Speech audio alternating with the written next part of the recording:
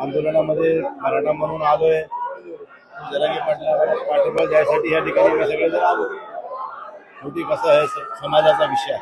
परंतु सरकार मनोज जरांगे पाटलांच्या मागण्यांना दाद देत नाहीये का? ज्या पद्धतीने 2 दिवस झाले सरकारचं कोणतंही प्रतिनिधी मंडळ मनोज जरांगे यांची चर्चा करण्यासाठी आलेलं नाही, आता देखील आलेलं नाही. आता सुरुवात झालेली आंदोलनाची आगे आगे लोक होत आहेत म्हणायचं. शेवटी संयमानं आंदोलन करतायत. गणपतीचे दिवस आहेत, तिकडेही त्रास होणार नाही ह्याची काळजी आम्ही सगळ्यांनी घ्यायचा प्रयत्न केला.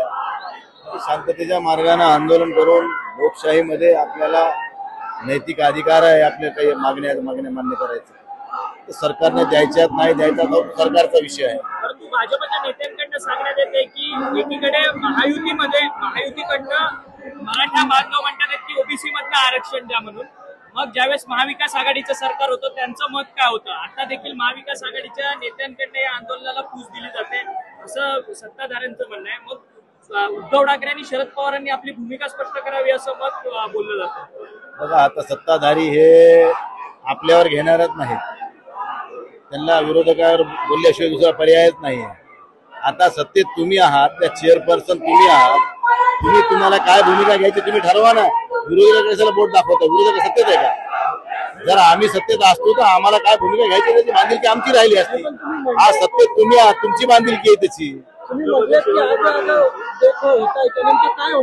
काय होणार आहे आता? मराठा समाज ज्या उद्देशाने या ठिकाणी आलाय की त्याला अपेक्षा आहे की सरकार त्यांच्या मागण्या पूर्ण करेल आणि त्या पद्धतीने त्यांचं आंदोलन चालू आहे. बाकी आंदोलनाची दिशा पुढे कशी कशी ठरणार आहे ते आज काही सांगू शकणार नाही. परंतु मराठा समाजाचा हा एल्गार आहे आणि ह्या एल्गारमध्ये शासनानं सामंजस्याची भूमिका घेऊन विशेषतः कोणाचा काटातलं काढून कोणी देणार नाही कोणाला आणि आम्ही घेणार नाही. परंतु याही समाजामध्ये मोठ्या प्रमाणात गरीब समाज आहे. त्या गरीब समाजाला न्याय मिळाला पाहिजे एवढीच महत्वाची भूमिका.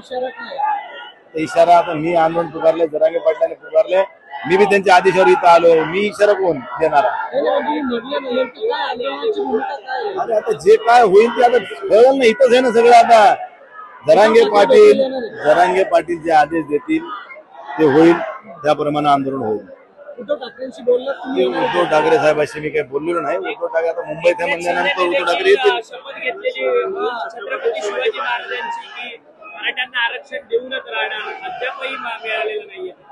आता तुम्ही हे प्रश्न त्यांना विचारा ना माझ्यापेक्षा. आम्ही वेगळ्या वेगळ्या सेनेचे आहेत. चला. अरे बाबा, आता त्यांनी छत्रपती शिवाजी महाराजांची शपथ घेतली आहे. मग त्यांनी त्यांची बांधिलकी ठेवून आता भूमिका या ठिकाणी केली पाहिजे.